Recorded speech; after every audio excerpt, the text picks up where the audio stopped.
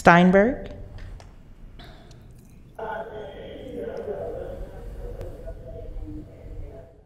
Thank you. Chenier. Here. Cerna. Here. Suen. Here. And you have a quorum. Great. Thank you very much. All right. If wherever you are, if you would. Mr. Chair, Kennedy is here. Oh, great. Great. Good to hear from you, Director Kennedy. All right. If you, wherever you're at, if you wouldn't mind standing and finding a flag. Since Director Peters is here, would you lead us today? Thank you. I pledge allegiance to the flag of the United States of America and to the republic for which it stands, one nation under God, indivisible, with liberty and justice for all. All right, thank you very much. It's really, I never really nice to see one director in here, but I didn't think I'd miss not having to make elbow room with the 16 members up here. We'll miss you guys. Hope to see you all soon.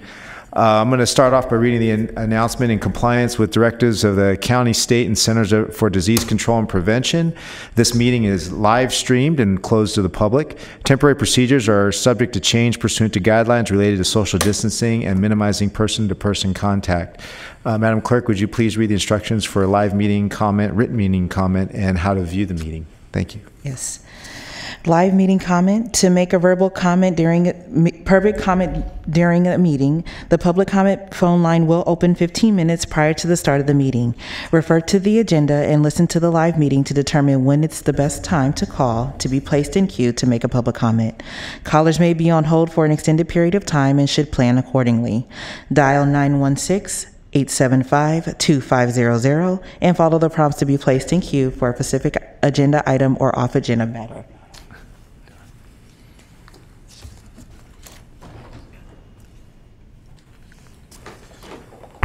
Okay. Sorry about that. That's okay. So when the chair opens public comment for a specific agenda item or off-agenda matter, callers will be transferred from the queue into the meeting to make a verbal comment. Each item agenda queue will remain open until the public comment period is closed for the specific item. Written comment, you can send an email to boardclerk@saccounty.net, include meeting date and agenda item number or off-agenda item. Contact information is optional. This meeting of the Sacramento Transportation Authority is cablecast live on Cable 14, the local government affairs channel on the Comcast Consolidated Communications and AT&T U-verse cable systems. The meeting is closed captioned and webcast at www.sacmetrocable.tv. Today's meeting will replay Saturday, October 17th at 4 p.m. and Wednesday, October 21st at 11 a.m. on Channel 14. Okay, thank you very much. At this time, Madam Clerk, are there any comments from the public on items not on the agenda? We do not have any off-agenda public comment at this time. Okay, thank you very much. We're going to move on to item 2 for the Executive Director's Report. Mr. Kempton. Madam Clerk, thank you very much. And I apologize for interrupting you. With face masks on, it's very difficult to see who's talking. I thought Ms. White was reading the announcements. Sorry. Executive Director's Report. I want to start with the status of our recruitment process, Mr. Chairman and members. We reached the final filing date on September 28th. I wanted to say that we had a pretty robust response for the position.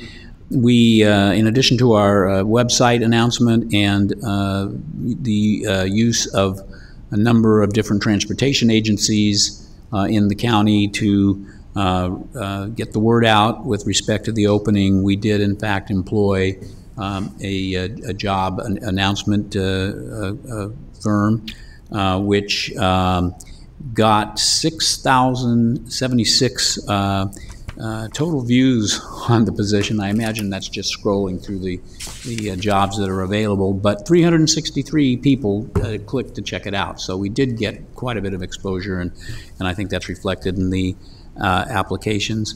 So the selection committee that you appointed, Mr. Chair, sat down on October 8th and reviewed the resumes of the applicants, and we will be scheduling final interviews or not final, I'm sorry, we'll scheduling a first round of interviews at the end of the month.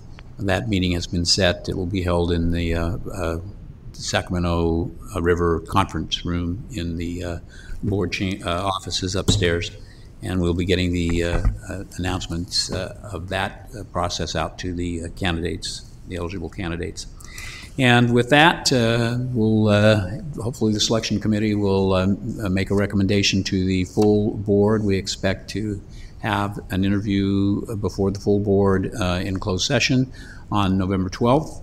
If the full board decides on a candidate at that point, an announcement could be made then or shortly thereafter, and the new executive director would assume his or her new role on December 11th. And all the board members have the applicants. For your direction, Mr. Chair, we did send the resumes out to every member of the board. Great, thank you.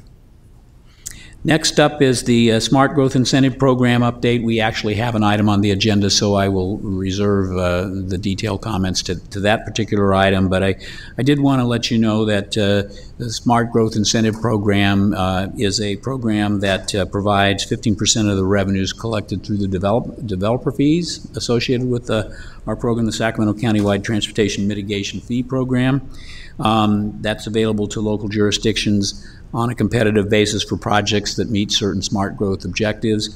It requires, the language in the ordinance requires that be related to take into account the SACOG Community Design Competitive Funding Program. So we're making effort to get that underway. And as I'll explain under the item before you, it's appropriate that we would make some amount of money available to be able to take advantage of that next cycle. The Authority 2020 meeting schedule will be presenting a 2021 meeting schedule in November, but I did want to thank everybody for your consideration. I know it was sometimes difficult with the meetings moving around. We started the year with having a number of special meetings relative to the Measure A, proposed Measure A expenditure plan. We had a special meeting in July, and then we've changed the meeting dates in August, and then again here in October.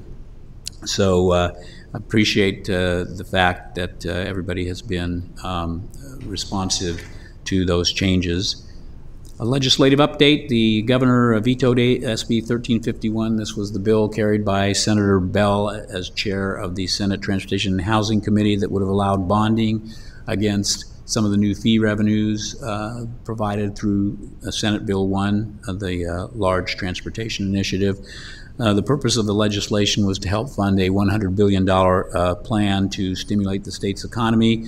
The governor did veto that, I think primarily on the basis that he was not, did not want to leave the project list that would be paid for with bond proceeds open. Still no progress in federal legislation to either increase funding for a new COVID-19 relief package, which could include some money primarily for transit, or an extension of the multi-year transportation reauthorization proposal.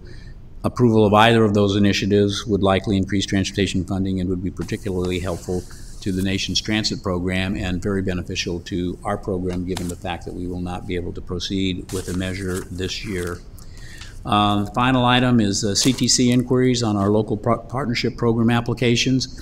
We started getting a spate of inquiries from the California Transportation Commission to our applicants for the local partnership program, the actual formulaic piece of that. I checked immediately with the commission, and it's just a sign of the times. They will now be doing a very thorough review of these applications, and they were actually checking on specifics and some very detail-oriented information that was contained in the applications. They did tell me that our applications looked good overall. They just wanted to get the information correct, and our member agencies have been very responsive to the commission. I've been following along on the emails that have been going back and forth, so I think that's very positive. So with that, Mr. Chair, that completes my report. Great. Thank you very much, Mr. Kempton. Any questions from the board? Okay. Hearing none. I also want to thank the board too for their flexibility on the schedule. As Mr. Kempton mentioned, we needed to make some changes. So thanks everybody for your flexibility, including today. The next item we have are consent items. The action summary approval for September 16th, 2020, the STA Governing Board meeting, Sacramento Freeway Service Patrol contract award for Zone 8, revenue projections update, and neighborhood shuttle contract amendments. Item 6, I would like to pull from the agenda and now entertain a motion for the remainder of the consent calendar. Mr. Chair, I'll move the remainder of the consent, noting that item 6 has been pulled. Okay, thank you, Director Hume and Director Peters. I take that as a second. Roll call vote, please. Frost. Aye. Gatewood. Guetta. Hanson. Aye. Harris. Howell. Yes. Hume. Aye. Kennedy. Aye. Miller. Aye. Natoli. Aye. Peters. Aye. Sandu. Yes. Chenier. Aye. Cerna. Aye. Herber. Aye.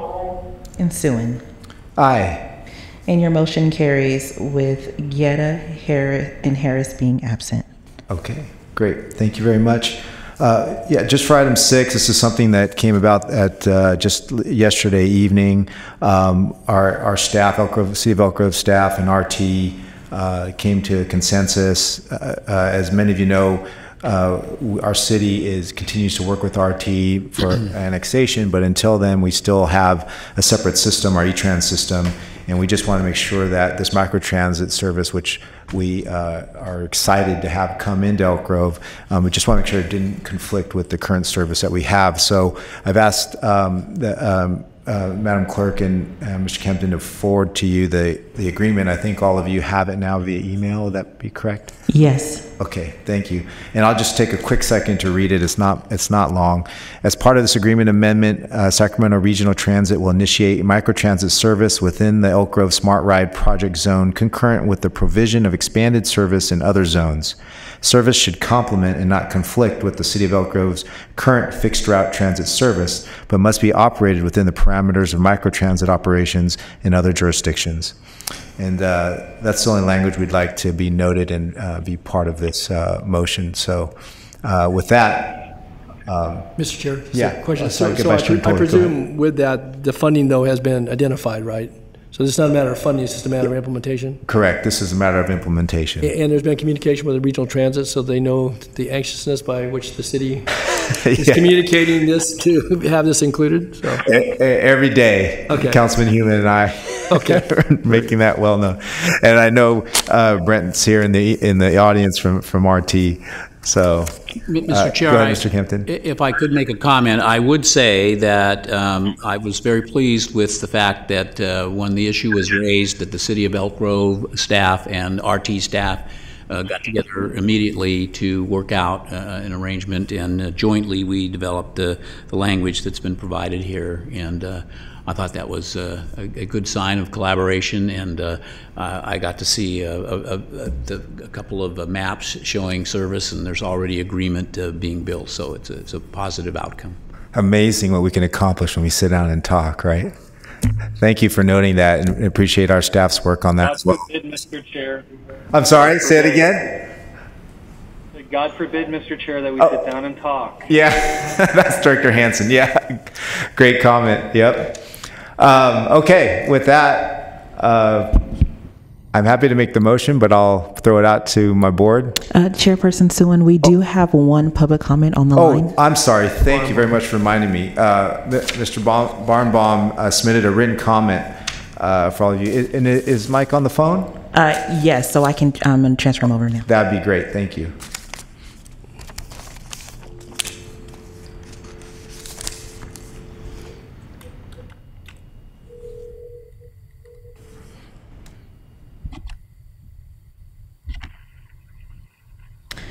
Hello, caller, are you there? Hello, can you hear me? Yes, we can hear you. Yes, thank you for the opportunity for pulling item number 6 and allowing me to address the Sacramento Transportation Authority on the Neighborhood Ride Shuttle program. Again, it's been a great program and it's been very successful.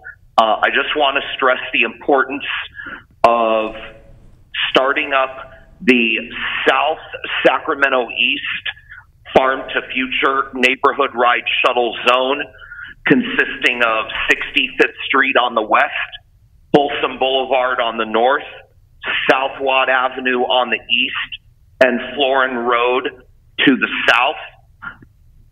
This is a big picture zone, mainly looking at a lot of the businesses in the Power Inn Alliance area that have been left without fixed route bus service from Route 61 being cut off at Fruit Ridge and Power Inn on a new route alignment effective last September.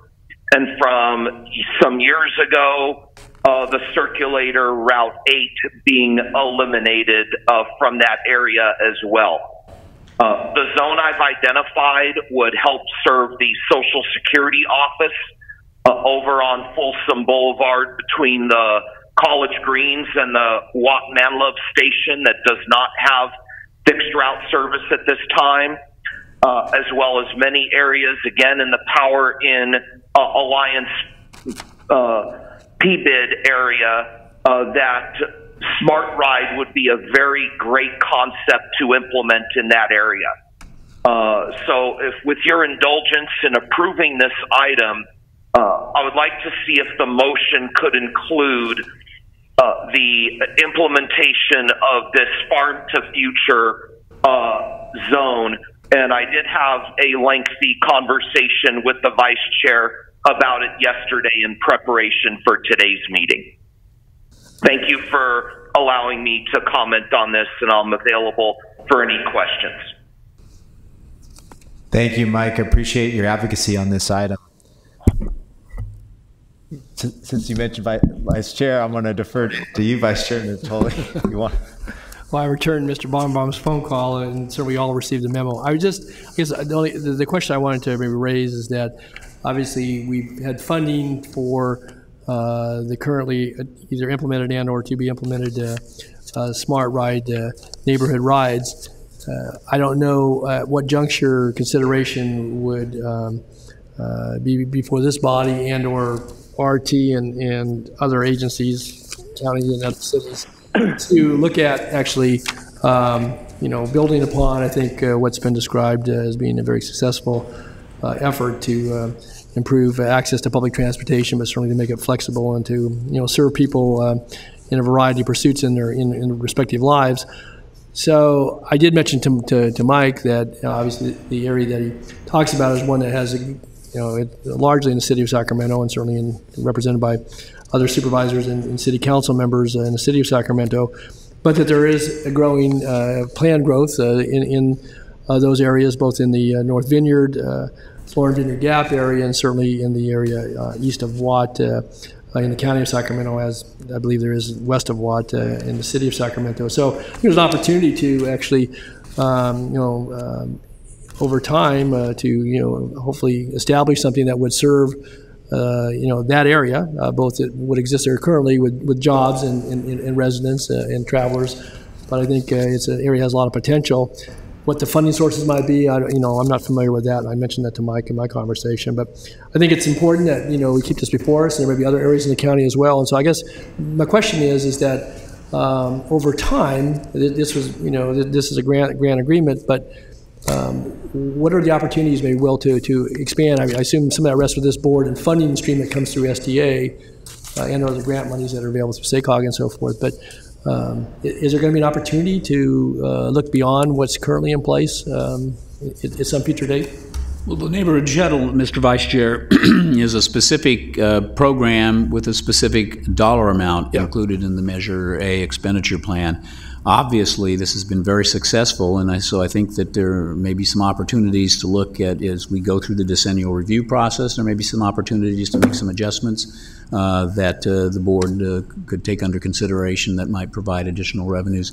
I would point out that Brent Berniger is here from Sacramento RT, and you may want to hear from him relative to Mr. Barnburns' suggestion. Yeah, actually, I would, if you don't mind. Thank you, Brent. Thanks for being here. Yeah.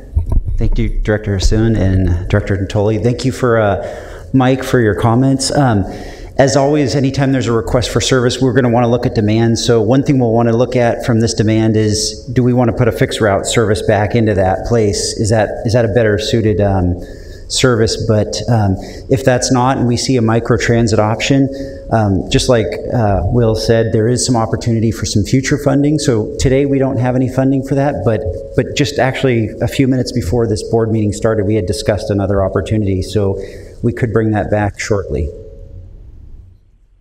Yeah, Great. I think it is worthy of a discussion. Yep. And there are other areas in the county that say they're underserved or unserved in cities. But I think it's worthwhile again because it certainly is a facility. I think good usage of public transportation and all the benefits that come from that. So I'd be interested at some future date, not too distant future, to have at least more information regarding it, maybe a status update. Obviously, these agreements are before us today to extend them, but I think it'd be a good idea. Yeah, if the board, agrees, perhaps when you come back for a report back, you could identify other areas that for potential expansion that might, give us something to talk about in the future. Will do. Thank you. Thank you. Mr. Chair. Yep. Hi, this is Director Hume.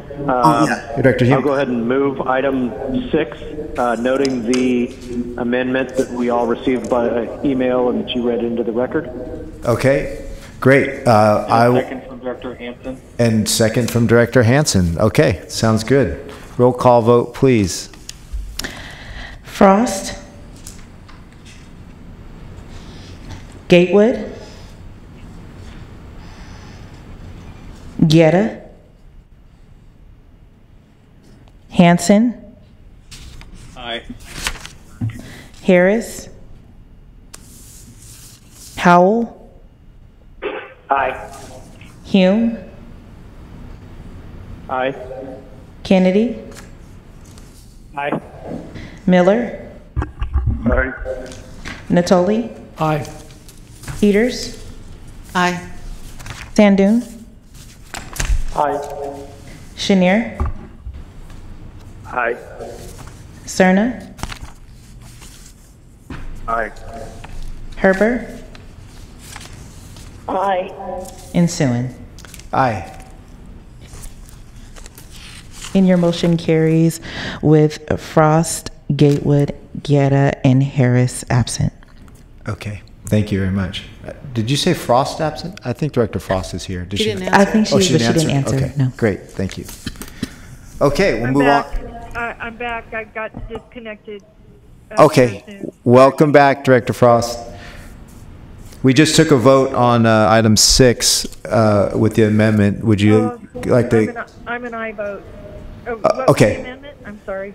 Well, it was the amendment for regional transit to initiate microtransit service within Elk Grove, concurrent with the provision of expanded service in other zones. Service should complement. I'm an aye vote. Okay, thank you. Thank you. Okay, we'll let the record reflect that. Moving on to separate items, adoption of principles for remaining capital improvement program allocations and approval of a consensus CIP, capital improvement program. Director Kempton. Thank you, Mr. Chairman. We're happy to be able to bring you this item today and hopefully come to some conclusions on how we should handle what has been a very difficult program given what happened early in our program period.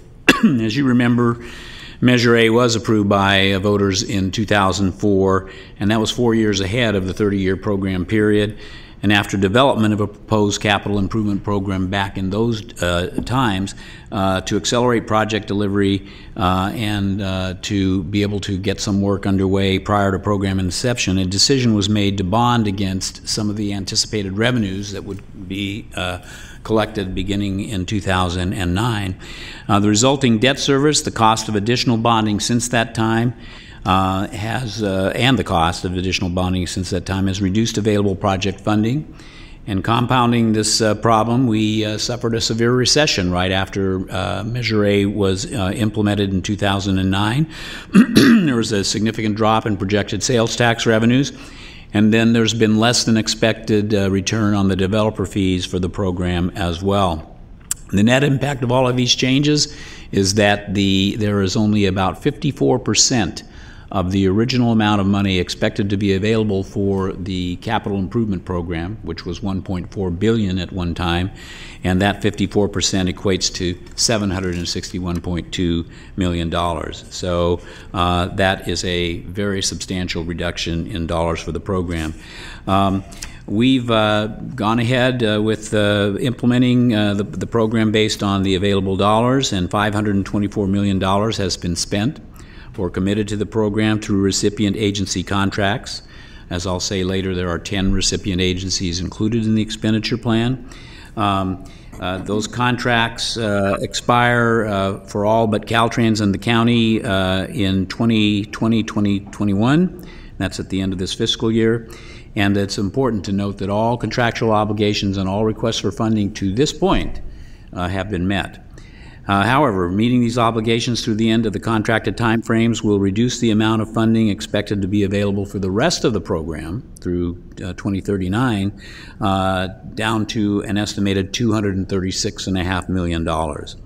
There is also a need to implement additional programs, additional capital programs as required by the expenditure plan, such as the Smart Growth Incentive and environmental mitigation programs.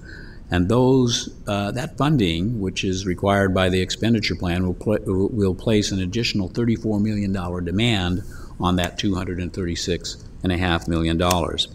So the issues for consideration by the governing board are to determine appropriate distribution amounts for the remaining CIP and capital program funding, and to address the equity problem that has resulted from project spending to date.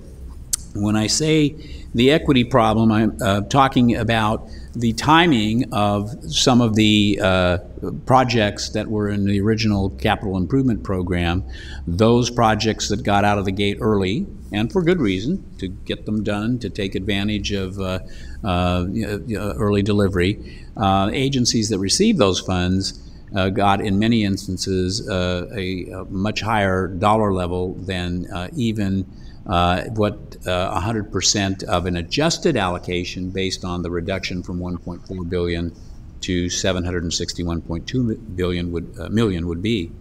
And so that has created an equity concern, and it's been very, very tough to deal with that, because those agencies that were able to get out of the gate early have enjoyed the benefit of being able to do their projects in the capital improvement program, while other agencies that had later delivery dates have not been able to spend an equivalent proportional amount of money. And this problem hasn't been addressed until recently. It first surfaced previously in 2017, and I think it was decided that we could continue to fund at the level that was being requested through, as I said earlier, 2020-2021. And therefore, we would wait to see what the results of the effort to pass a second measure would be relative to providing additional money. Well, obviously in July, the board rescinded the ordinance and withdrew the request of the Board of Supervisors on that particular measure. And so there is, at this time, no new revenues that will be provided through an immediate measure. So we have asked a subcommittee of the Professional Advisory Group, which has been very helpful, I might say, as your executive director, and working through a variety of these issues, not just with respect to the expenditure plan, but this kind of issue. Again, the Professional Advisory Group, which consists of not only recipient agencies, but other agencies that have a relationship with the STA. It's been certainly helpful to STA staff to be able to try to resolve problems by engaging those folks. And we brought together a group that included representatives from the county, Elk Grove, Citrus Heights, the city of Sacramento, the Connector Joint Powers Authority, Caltrans, and SACOG to develop recommendations to address these issues.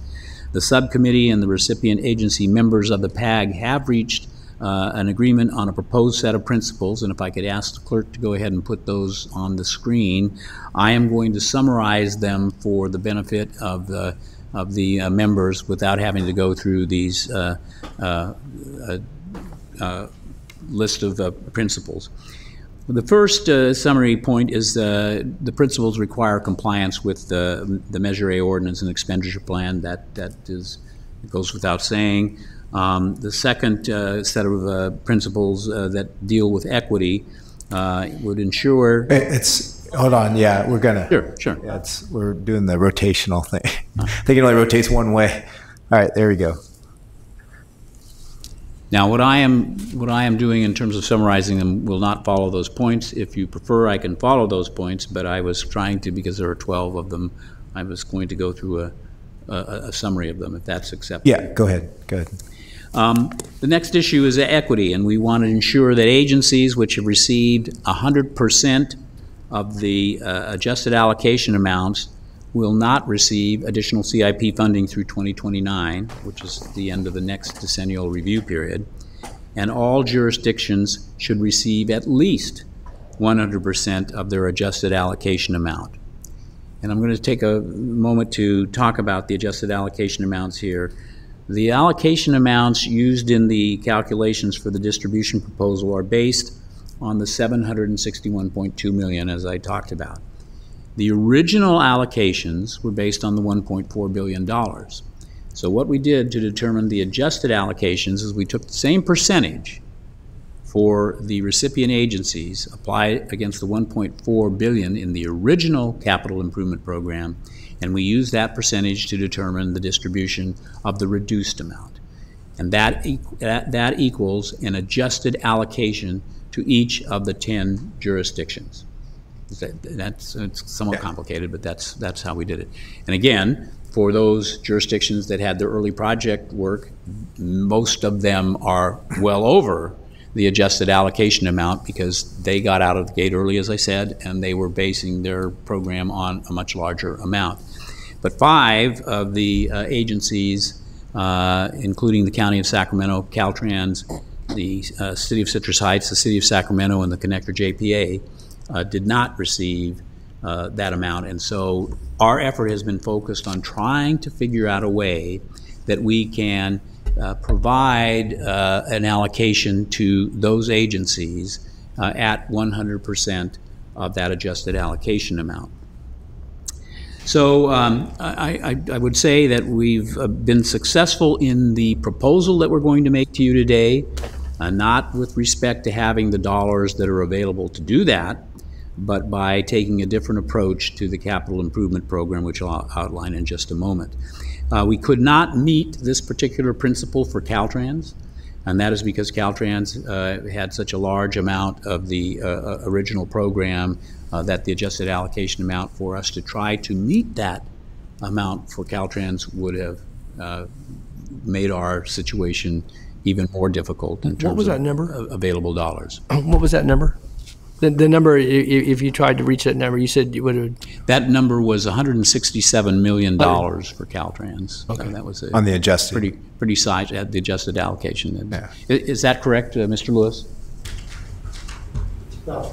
Yeah. Okay. So, and so what we finally talked about was that in order to achieve the goal of meeting the adjusted allocation, it would be necessary for us to set program allocations at $65 million over the available capital funding. So you have $236.5 million that I talked about being available after we've met all of our contracted obligations.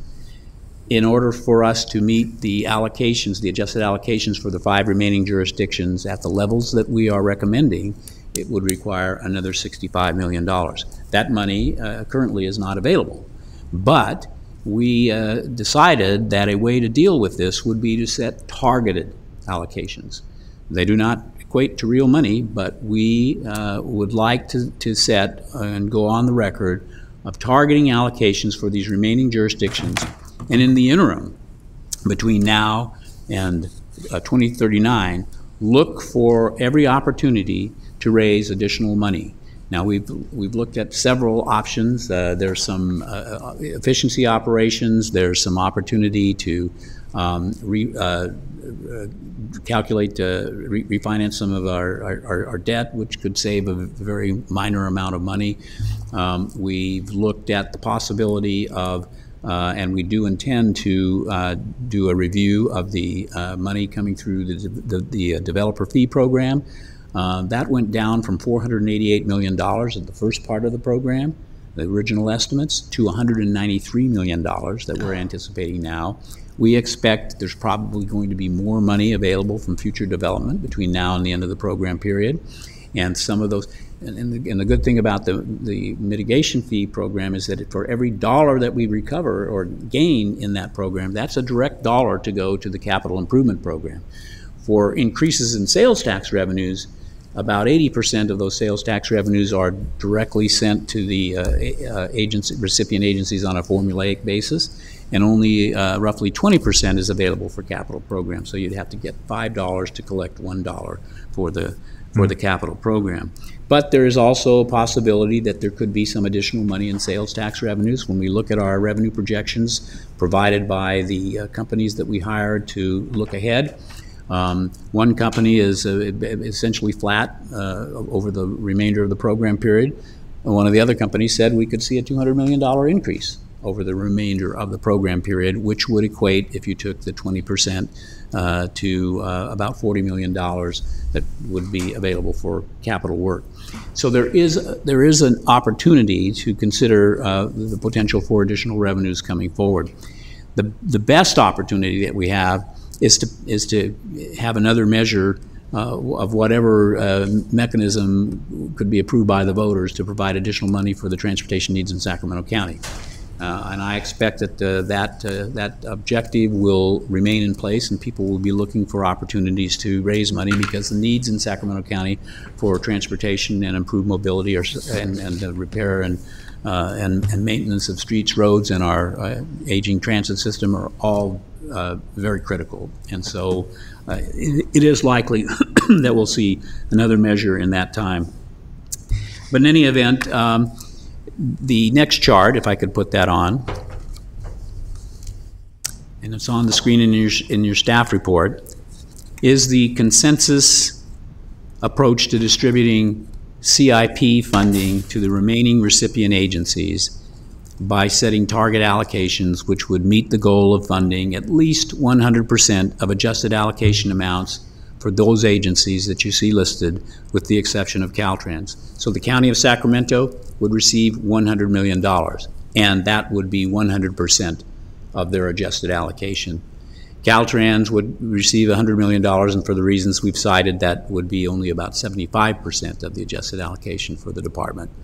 Citrus Heights would get actually more than 100% of their adjusted allocations, and one of the reasons that the subcommittee recommended this amount is because most of the smaller cities did receive more than the adjusted allocation amount, and we wanted to make sure that there were sufficient resources for the city of Citrus Heights to do some of the important project work in their jurisdiction.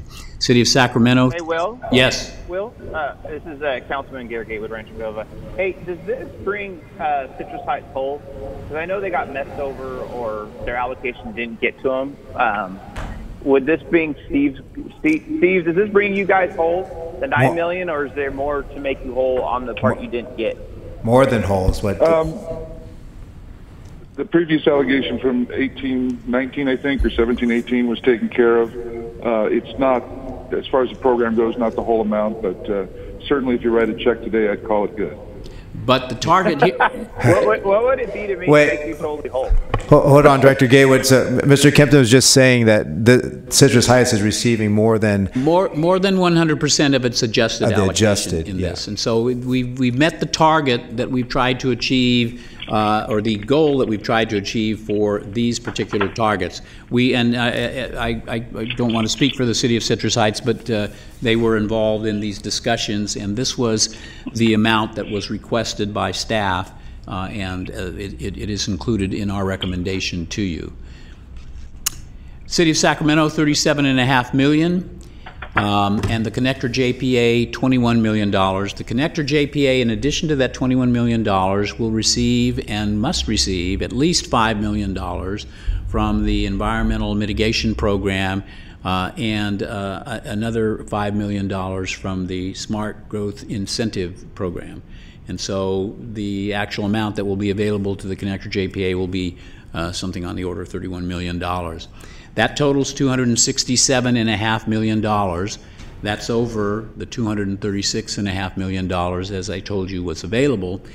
And in addition to that amount, you have to add on those other capital programs that I mentioned, notably the Smart Growth Incentive Program and the Environmental Mitigation Program. So another $34 million added to that, and it brings the target total, including the capital plus the CIP, Capital Improvement Program, to $301.5 million.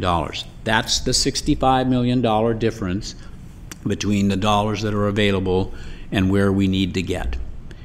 Now, in the interim, this proposal, and we recognize this in the documents that we've provided to you, if the additional revenue necessary to support these target allocation levels does not materialize over the life of the program, then available CIP funding will be based on what money is available, and it would be distributed proportionally to the 5 recipient agencies listed above. So you'd take off the top of any money the required programs for the Smart Growth Incentive Program and the $5 million for the Environmental Mitigation Program, and the remainder would be distributed proportionally. So the next step in this process is very important. You're not being asked to approve this next step today, but I wanted to let you know the remaining dollars need to be programmed essentially across the board with respect to the remaining projects that are out there, and many of those projects are ongoing. And this exercise will be necessary to ensure an equitable drawdown of available funding over the remaining life of the program. We don't want to get into a situation where we go through this exercise and work very hard to attain some equity, and then one jurisdiction or the other runs in and draws down their dollars more quickly than others. And so we want to make sure that the drawdown remains equitable, and we can accomplish that through this programming exercise. So distribution of remaining funds will require careful monitoring through, we're saying through 2930, which is the end of the next decennial period. And we recommend, as part of these principles, that that will be a time for reconsideration of the status of the capital program and potentially other changes that might be required at that period of time. Look at the revenues. Are they coming in in the amount that is necessary for us to achieve these targets? Do we have to reduce those targets? Do we have to make any other adjustments? But this action that you would take today, if you honor these or agree to these proposed allocation targets, will allow us to continue to implement the capital improvement program in a way that makes sense and is orderly as we move through the next several years and through the remaining period of the program. The most important, certainly one of the most important principles regarding these allocation revisions is cash flow. And we can only spend what is coming in. We might be able to project that we're going to get $236.5 million and maybe more if we're successful in drawing more revenues to this program. But the fact of the matter is we can only write checks for what the cash flow provides. And that cash flow is probably, we're saying in our offices, our motto is cash flow is king, because it is really what controls the outgo of dollars.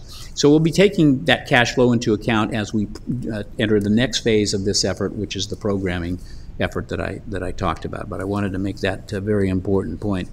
Let's see, is there anything else? In order to effectively manage the CIP and other capital programs, staff and the recipient agency members of the PAG are recommending that the governing board adopt the attached principles and approve the consensus allocation targets for the remaining capital program. And I do want to point out that in support of this proposal, we have most of the members of the PAG, Professional Advisory Group Subcommittee, here today that can answer any questions with respect to their jurisdictions. This has been a yeoman's effort. This has taken an awful lot of work, a lot of collaboration. And again, I'm very pleased to see how we were able to come together on a recommendation to you. Even though it's a targeted allocation process, we will at least be able to continue with the capital improvement program. We'll be able to implement the remainder of those required capital programs that I mentioned, and we'll be able to move forward, hoping that we can gain additional revenues, not just over the next decennial program period, but through the remainder of the Measure A program in 2039. That would complete my report, Mr. Chairman, and I'm sorry it was rather complicated and drawn out, but... Well, it's a complex issue with not a whole lot of money to go around. So I also want to commend, all the PAG members who participated. It isn't easy when, we're talking about, losing 46% of your original program and trying to work around that. So we'll go to questions right now. I know Vice Chair Natoli, you had a question? Yeah, thank you, Mr. Chair. A couple points here. Well, as it relates to, and I know we're going to, you're going to touch on the programming in a moment, and that's not what's before us in any definitive form besides the allocations today. But what I wanted to ask about is that if, for example, of the 5 agencies that are listed there, there may be a menu, maybe a short menu of projects, but I guess I'll just take the Caltrans example. If for example, they have a project, and typically their projects are of a larger magnitude, and that project is ready to go 2 or 3, 4 years from now, and we're still only not even just past the midpoint in all this. We're trying to manage the cash and so forth. How does an agency then it could be the county or any one of these, but that if I look at that, I imagine the county probably has a variety of projects there that are still part of that menu.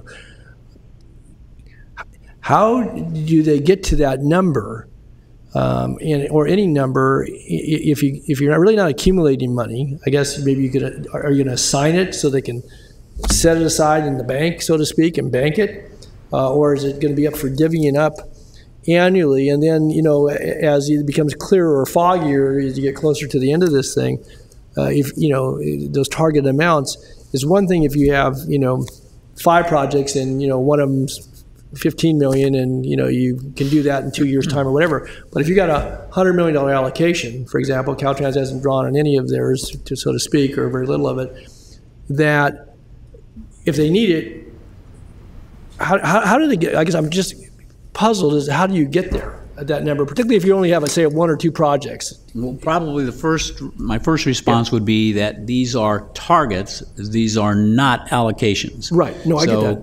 The $100 million that you see there for Caltrans is not in a pot. No, I know it's not. Bank. Yeah. So what will govern over the next several years will be taking a look at the cash flow, what will be available from a cash flow perspective. We'll be looking at the ongoing projects, the schedule of those projects now. We'll be listening to the recipient agencies in terms of their priorities as to what goes first. But they will not be able to complete the work based on these targets until those new monies start to come in. And it's a not a good situation. And in Caltrans, and Wayne is certainly, and if he wants to comment, I know a little bit something about Caltrans. The fact of the matter is that Caltrans, if they were at a point where they could not deliver a project because they didn't have sufficient funds, sufficient Measure A funds, they would have to identify funding from some other source if they wanted to move forward with that project in the instant time. Okay. And if they wanted to wait and see where that goes, it certainly requires, as we go through this programming exercise, that all of the agencies are going to have to look at their schedules, because you don't want to get into a situation, and if Caltrans doesn't have the money to go out to bid for a project, they're not going to go out to bid with the project. So it's still a challenge, and this programming exercise is going to be a very important element of the overall effort. So we set the target allocations first. This is what we want to do. This is how we want to make the remaining 5 recipient agencies whole. We'll be working separately to try to gain more revenue for the program, but we're going to schedule or program these dollars in a way that fits within the means as we go through the next several years. For the connector JPA, does that constitute with the additional $10 million? Which would total $31 million total? Does that constitute 100% of their adjusted total? The $21 million for the capital improvement program is 100% of their adjusted allocation. The other money is from capital sources. And it was earmarked in the measure, what you were saying. Right, but it goes to the JPA. It goes to the JPA. Okay. One other question I had then on the piece about having to begin to make pay down the principal beginning in, I guess, 28, 29 for the last 10 years. As you're looking at financing mechanisms, are there any strategies that would help us to retire that debt early? And I don't know what all the calls are or not, where you could retire some of that debt early and then accrue savings in some of those out years versus having to, pay off those big chunks over the last 10 versus some way to spread that. And again, somebody smarter in finance than I am could, chart that out for us. I know we've had those discussions over the years about how best to both anticipate. These are all projected revenues. I mean, none of this money is here and yet, but we know that debt's there. So are you looking at some strategies, or are consultants looking at some strategies that would might be a little pain for a year or two, but then give us greater flexibility this body in the out years, again, recognizing that it's all dependent upon the cash flow. But we can. That's a question better answered by your Chief Financial Officer, so let me ask Mr. Jones to come up and answer that. Okay, good. Hi, Chris. That's a really good question, Director Natoli. Yes, we are working with our consultants right now to identify strategies that might generate some cost savings in our debt program. However, because we are in a situation where most of our program is variable rate debt, and we have interest rate swaps with 3 different financial institutions, in order to make any changes to those agreements or to reduce that debt, and to do so early, would require us to buy out those swaps, and those are very expensive right now. So that isn't really a viable option for us at this time, but we do have a small amount of fixed rate debt, and we could amortize that over a new period of time, a different period of time, and generate some savings, in particular in this low-cost interest rate environment. So we are looking at that currently. And you have to ride the swaps out all the way till 39? I mean, that is correct. We do need to ride them out until 2039. However, as interest rates climb and they get closer to parity with the interest in the swaps, it becomes less expensive to buy them out. And it's not impossible that we might find ourselves in an interest rate environment where they become where they are at parity, and we may be able to do something with them then. But at this point, interest rates are much too low for that to happen. The next couple of years, projections are they're going to stay low. Yeah, right. We're not in that situation. Thank you. Right. Thank you, Mr. Chair. Thank you, Mr. Jones. Okay. Director Hume, I think you had a question as well. Yeah, thank you, Chair. First of all, Will, I appreciate, as you said, the yeoman's effort that you and the PAGs and the different agencies have done trying to shore up this measure. I know that several executive directors ago, when he coaxed the board into using bonding on future revenues as a way to deliver projects faster as opposed to PAYGO, which required considerably more patience, it reduced the spending power of those dollars to about a third. So we knew it was going to be a problem, but never had an idea it would end up this far unfunded. So the work you've put in to try and reach that equity needs to be commended, and so I thank you for doing that.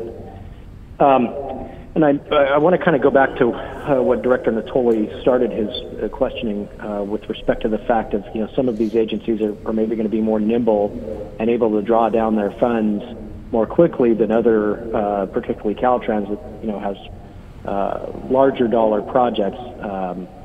Would it be prudent to assign a percentage with these allocation targets? By my math, I'd see 37% for the top two agencies, 3% for Citrus Heights. We'll round up to 15% for the city of Sacramento, and then 8% for the connector JPA, so that as we're going along, regardless of whether the $267.5 million target is realistic, we can kind of keep tabs on whether or not who's approaching, for keeping pace. Would that be helpful? Well, I think, Director Hume, that's exactly what we intend with the programming exercise, because, again, I mentioned earlier that the ultimate payout will be based on the dollars that are available, and if they don't total $301.5 million, then the money going to the CIP program will have to be distributed on a proportional basis. That's similar to your percentage suggestion. So I think we accomplish what you're suggesting via this programming exercise, and one of the main purposes is to make sure that somebody doesn't run away with the store, that we are that the money, as I said earlier, is equitably distributed. So I think we're really accomplishing the intent of what you're suggesting through that programming exercise. And that will come back to you. Great. We'll bring that back to you when we finish it. Yeah, just a suggestion, Will, maybe you have the percentages listed. I recognize, you put the dollar amounts with the 267.5, but to Director Hume's point, you actually came at it the other way with the percentages, and then it's reflected now in these dollars. So maybe just for future staff reports, we'll show the percentage that you guys had come up with, and that'll get carried forward from here on out, regardless of. We can do that. Funds. Okay. Director Hansen, I think you had a question as well. Yeah, I think Director Hume kind of addressed it, but Will, thank you for all the work on this. This is a complicated mess to untangle, and I think you and the PAG have done it probably as best as anyone. I guess a little bit different question than Director Hume is, given the immense backlog of needs from a fix-it-first standpoint, as money flows, is there some priority given to projects that come in to fix existing roadways or other types of projects versus building new? I ask that because obviously a lot of the things that we might want to do that are brand new versus fix are going to be a lot more expensive than the next 20 years will allow based on this 267.5. So is there another dimension to this that's important for the board to understand?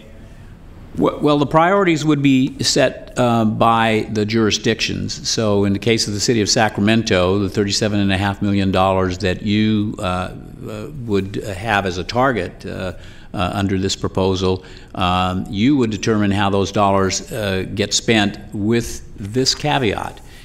That the projects would have to be included in the Measure A expenditure plan. And that's the capital improvement program projects that were identified from the beginning were projects that were specifically enumerated in the expenditure plan. There are some opportunities for what the kind of thing that I believe you're talking about, and that are of importance to the city of Sacramento and to other recipient agencies. And we're going to talk about that a little later on in the agenda, and that's the Smart Growth Incentive Program, an opportunity to leverage some pretty minimal amounts of Measure A dollars to attract a greater amount of grant funding through the community design program that's administered by SACOG. And those dollars could be used for the kinds of activities I think you're talking about, Director Hansen, and I think obviously the city would have a very good chance of competing effectively for some of that money.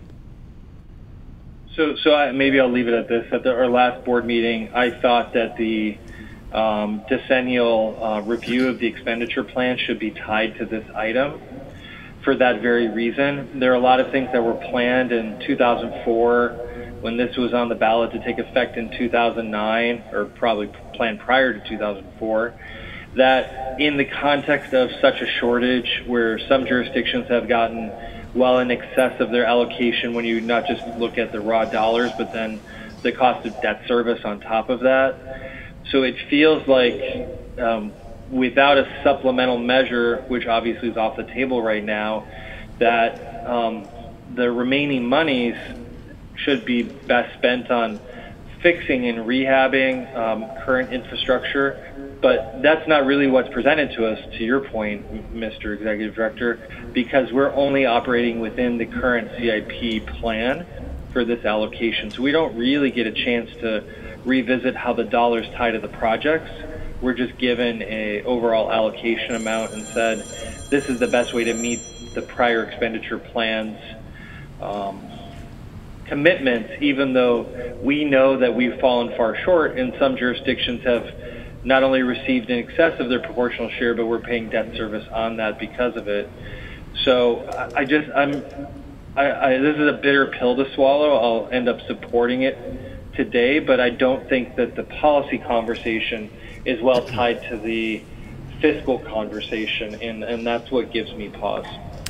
Well, Director Hansen, I think you talked about tying this to the decennial review, and in effect, everything is subject to the decennial review if you, as the governing board, choose to make changes, and we go through the process to implement those changes.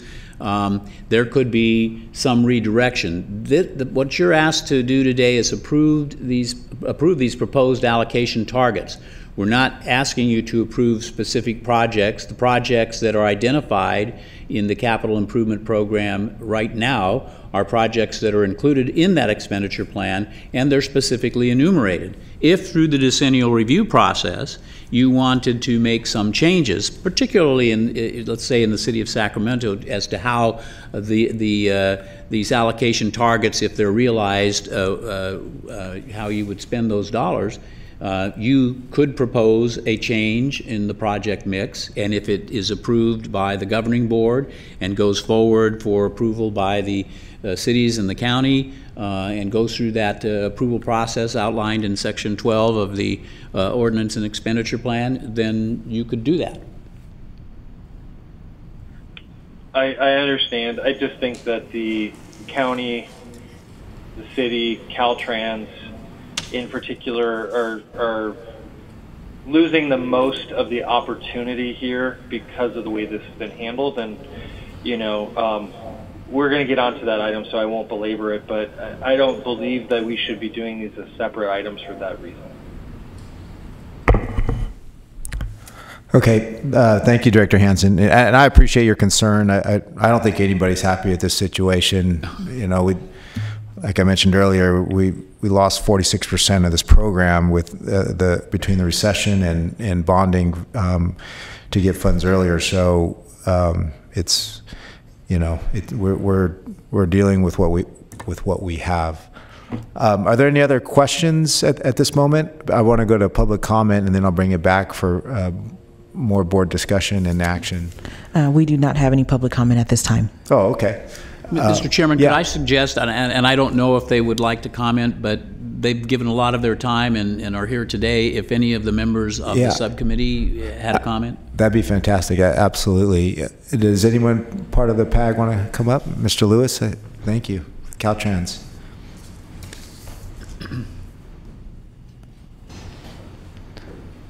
Thank you, Wayne Lewis for Caltrans. You know, obviously we're not thrilled that we're taking the deepest cuts, but at this point we've worked for months to get to this point, and we support the staff recommendation because it's more important to us to start getting some certainty as we move forward, so we can start working on some more corridor projects in the I-5 corridor particularly. And having that certainty even in the early years allows us to start teeing projects up, so we might be able to take advantage when we get more federal bills or something like that, which we hopefully can anticipate. Yeah, thank you, Mr. Lewis. And the lanes are much smoother driving along I-5, wanted you to know. I'm glad you appreciate that. That was my project earlier. We kind of rushed it through. Yes, we did, And, yeah. To make a point though, the early money from STA to start doing environmental for the HOV lanes, and some later money from SACOG to start doing some design. We had so much information on the corridor that when we got the money, got an opportunity to look for money for rehabilitation of the corridor, we were able to get it to shovel ready much faster than we would have ever been before, and that's one of the reasons we were so successful at getting the competitive state funding. So it's very important to get these early investments in projects to get them teed up. Noted. Thank you very much. Anyone else? Mr. Busey.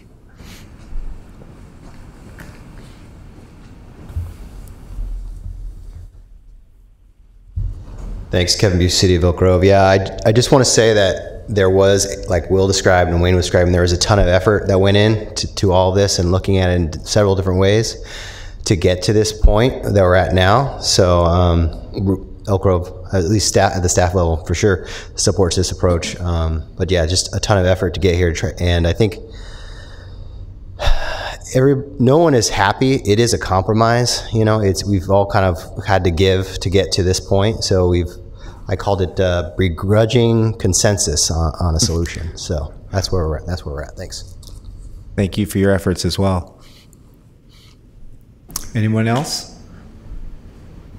Okay. Well, seeing that, I do want to thank you all for your efforts too. So appreciate all the PAG's work, and Mr. Kempton, you as well. I'll bring it back for board discussion, or Director Peters, go ahead. Thank you. So following along your conversation, Will, how do we absolutely ensure that we won't have spending on a program early in this next 10 years so that we end up in the same situation? So I realize that's a staff procedure they have to go through, but does it need to be written into this proposal in some way? How do we ensure it?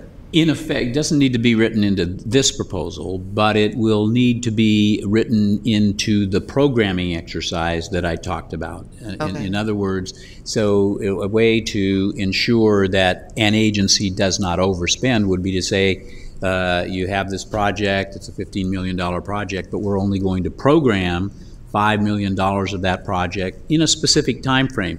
Wayne talked about certainty. That's critically important in terms of figuring out how to implement the program, knowing what you're going to get. That gives Caltrans, as an example, the opportunity to start looking for other matching sources of funding for some of this project work.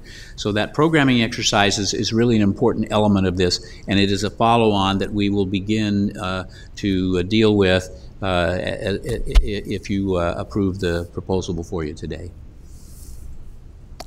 Okay, I just want to make sure, with you leaving and somebody new coming in and members of this board leaving and new people coming in, that it's not a lesson that is forgotten. Thank you. Yeah, good point, Director Peters. Are there any comments from the board members? If not, I'd welcome a motion at this time. I'll move the staff recommendation. Okay, got a motion from Director Peters. Second from Hume. Second from Director Hume. And could we have a roll call vote, please? Frost. Aye. Gatewood. Yes. Guerra. Aye. Hanson.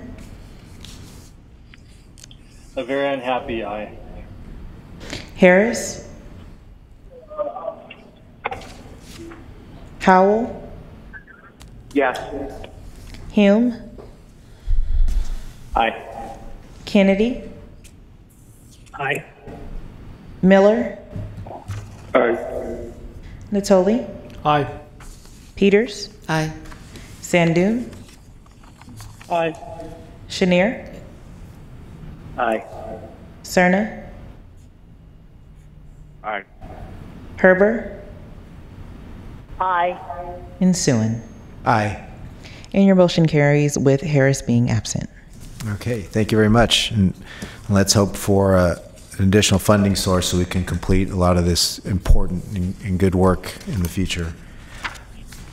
Next item, we have the Smart Growth and Incentive Program Strategy for the next SACOG Community Design Grant Cycle.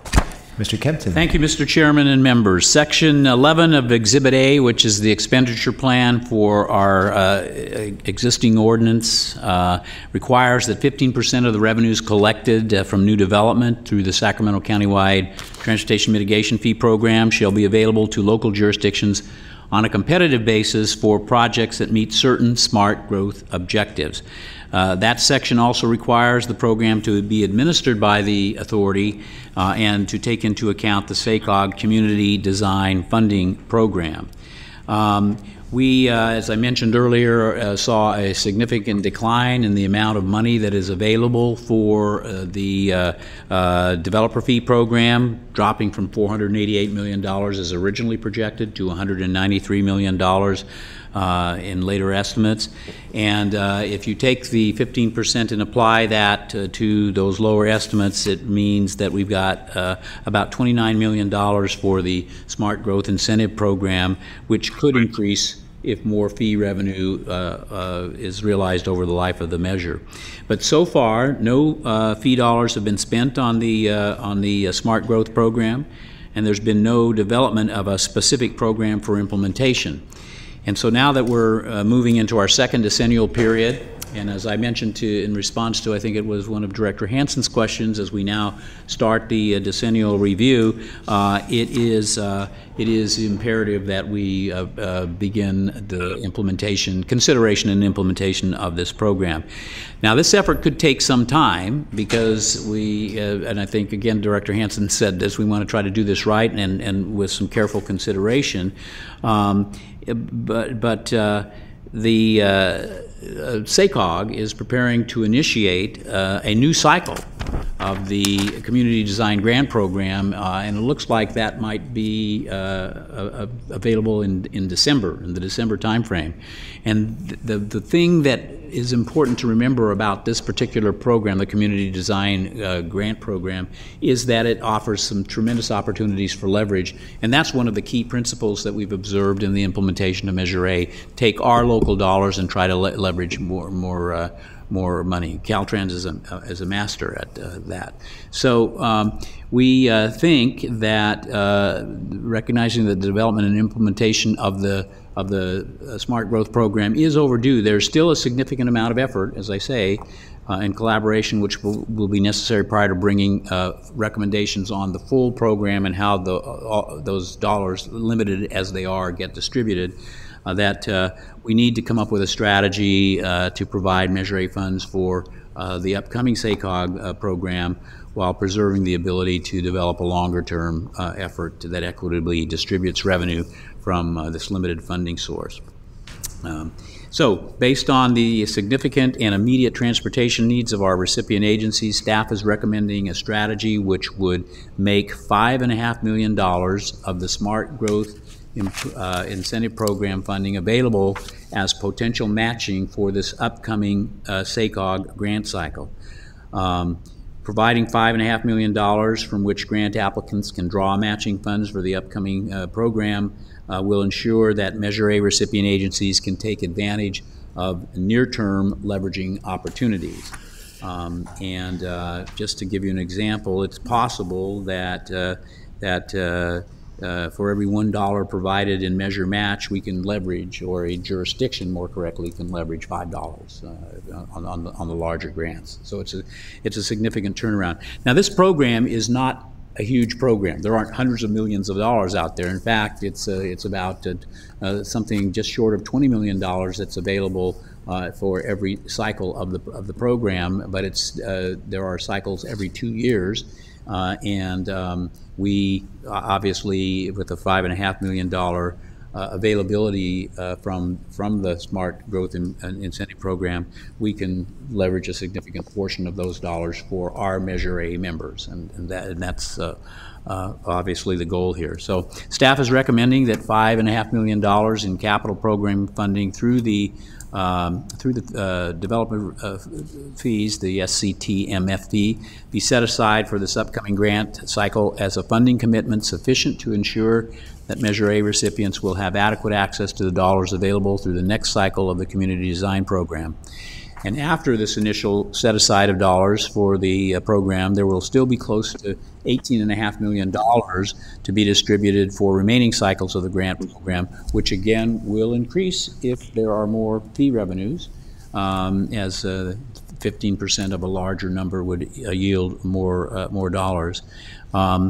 And we would then be at a later time, shortly after, and perhaps after the decennial review, after we receive input from all parties on that, we could determine how the authority and the structure and distribution mechanism for those remaining funds should be allocated. I will need to bring back to you, if you approve this action today, I will need to bring back to you in November a specific breakdown of how that $5.5 million will be divided among the recipient agencies, so that you can see how those dollars are going to be spent. But I think it's important that I ask you to take this action today, because we want to signal that we're in the game. We want to let our recipient and member agencies know that there's an opportunity here, so they can start working on their grant requests. And we want to signal to SACOG that we're going to be providing money for our members to participate in the effort. Okay. Thank you very much. Any questions for Mr. Kempton? Seeing none, I'm going to go to public comment. Are there any comments, Madam Clerk? We do not have any public comment at this time. Okay, thank you very much. Bringing it back to the board, leveraging is certainly a good thing if we can take advantage of it. Peters will move. Okay, motion by Director Peters. I'll go ahead and second. And roll call vote, please. Frost. Aye. Gatewood. Yes. Guerra. Aye. Hanson. Aye. Harris. Howell. Hume. Aye. Kennedy. Aye. Miller. Aye. Natoli. Aye. Peters. Sandu. Aye. Oh, yeah. Could you guys turn off your speakers if you're not talking, please? Thank you. Chenier. Aye. Cerna. Aye. Herber. Aye. And Suen. Aye. And your motion carries with Harris and Howell being absent. Okay, thank you very much. Next item, reinitiation of 2019 decennial review. Mr. Chairman and members, this is a receive and file item talking about the decennial review process. I wanted to give you a report on where we are with getting this underway. At your last meeting, you approved a specific process and kind of a timeline for activities, notably the public hearings would be held. We are currently in the first phase of the effort, which is to advertise and publicize the fact that we're conducting a decennial review. We have the information on our website, but we are going to be doing what I call an email blast. I'm hopeful by later this week, which will be sending information out to the same group of transportation interests and agencies that participated in the development development of the expenditure plan. So it's a broad-based group of people that are interested in this, and so they'll get copies directly of the email explaining the process and outlining the schedule for input. Just to reiterate, we would be conducting a series of public hearings to be held in conjunction with scheduled authority meetings over the next 3 months, beginning in November. While my report says per section 12 of the ordinance, the first hearing will take input from local governments, there's no set order for these hearings. It's just listed in that order in the expenditure plan. But we're going to ask for input in November from local governments. The second hearing in December will take input from transportation agencies and interest groups. And the final hearing in January will be open to the general public. Then in February, you would convene, consider all of the input. Staff would be making recommendations as to what might be appropriate to pursue from a standpoint of any amendments to the expenditure plan. If you decided on initiating any amendments, you'd have to recite findings of necessity, and then the information would be sent to the Board of Supervisors and City Councils, and they must respond within 60 days after the date notification is provided. If there is no response, it's deemed approved by those agencies. And then we would come back and adopt the changes in the May timeframe. That would allow us to satisfy the requirements of the resolution that you passed in January of this year, actually deferring the decennial review, which requires that you have to complete the process by June 30th of 2021. So I do want to just indicate that I do have one concern. We're trying to get a great amount of public participation. We know in the past, and this is no indictment of everybody tries to do the best they can under these COVID restrictions, but it's awfully difficult to get the degree of public participation that you would like to see on an exercise like this with the limitations that we're forced to deal with, and that's you know, I mean, we all. Every agency has that trouble. So the clerk's office has been great and works very hard to, I know, on some of the issues relative to the approval of the expenditure plan. There were hundreds of public comments that came in, and the clerk's office was diligently processing those and making sure that you had that information. But it's tough. It's a hard job to be able to get that amount of it. So that's kind of a complaint on my part. It's not directed at anyone, but just the current situation. We're going through what should be a robust public participation exercise, and it's going to be, I think, constrained by virtue of the continuation of COVID limitations. Understood. We'll do our best, however, to make sure that the people's voice continues to be heard in here and the forum be provided. I do want to add, hopefully it goes without saying, from item 7, that as part of the background in this decennial review are the financial challenges that, you know, we've had to contend with to the implementation of this measure. I hope that will be noted in there as well. I think it's worthwhile. Okay, any questions or comments from the board members on this item? Okay, this is a receive and file. And then item 10 is any comments from authority members. I'm sorry, Chairperson Suen. I just want to say for the record that there was no public comment for item number 9. Thank you very much, Madam Clerk. Appreciate that. Any comments from the board members?